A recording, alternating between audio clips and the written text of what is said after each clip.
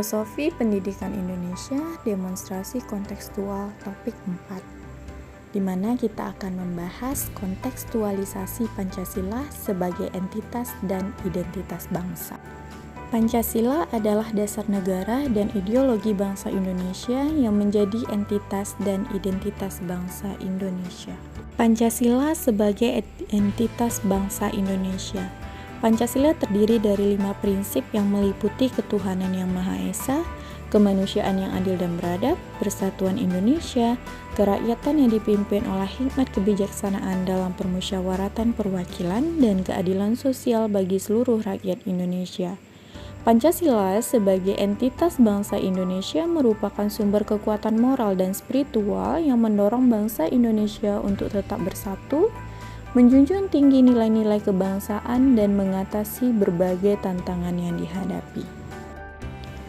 Pancasila sebagai identitas bangsa Indonesia. Pancasila juga menjadi identitas bangsa Indonesia karena mampu mencerminkan karakteristik, identitas, dan kebudayaan Indonesia yang beragam. Pancasila sebagai identitas bangsa Indonesia mencakup kesamaan nilai, budaya, adat istiadat, bahasa, dan sejarah yang dimiliki oleh bangsa Indonesia. Dalam konteks pendidikan, Pancasila menjadi landasan yang penting untuk membentuk karakter dan identitas peserta didik Indonesia. Profil pelajar Pancasila. Profil pelajar Pancasila adalah gambaran atau ciri-ciri peserta didik yang menghayati, memahami, dan menerapkan nilai-nilai Pancasila dalam kehidupan sehari-hari. Berikut ini beberapa ciri-ciri atau profil pelajar Pancasila. Yang pertama yaitu memiliki sikap religius. Maksudnya adalah pelajar Pancasila memiliki sikap religius yang kuat dan menghargai keberagaman agama. Mereka memahami bahwa agama merupakan salah satu aspek penting dalam kehidupan dan mampu mengintegrasikan nilai-nilai agama dengan nilai-nilai Pancasila. Yang kedua yaitu memiliki kesadaran sosial. Maksudnya adalah pelajar Pancasila memiliki kesadaran sosial yang tinggi dan peduli terhadap lingkungan dan sekitar. Mereka memiliki rasa empati yang kuat dan siap membantu sesama yang membutuhkan. Yang ketiga yaitu menjunjung tinggi nilai-nilai kemanusiaan. Maksudnya adalah pelajar Pancasila memiliki pandangan yang manusiawi dan menghargai martabat kemanusiaan.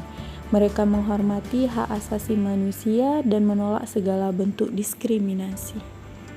Yang keempat adalah mampu berpikir kritis. Maksudnya adalah pelajar Pancasila mampu berpikir kritis dan logis dalam memecahkan masalah.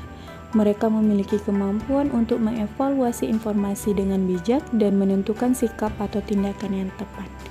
Yang kelima adalah mampu berkomunikasi dengan baik.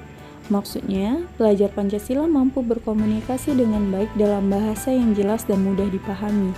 Mereka memiliki kemampuan untuk menyampaikan ide atau gagasan dengan efektif dan menerima kritik atau masukan dengan terbuka. Yang keenam yaitu memiliki kebanggaan terhadap budaya Indonesia. Maksudnya, pelajar Pancasila memiliki rasa cinta dan kebanggaan terhadap budaya Indonesia. Mereka menghargai keberagaman budaya dan mengenal serta mengapresiasi seni dan budaya Indonesia. Yang terakhir, menghargai keadilan dan demokrasi.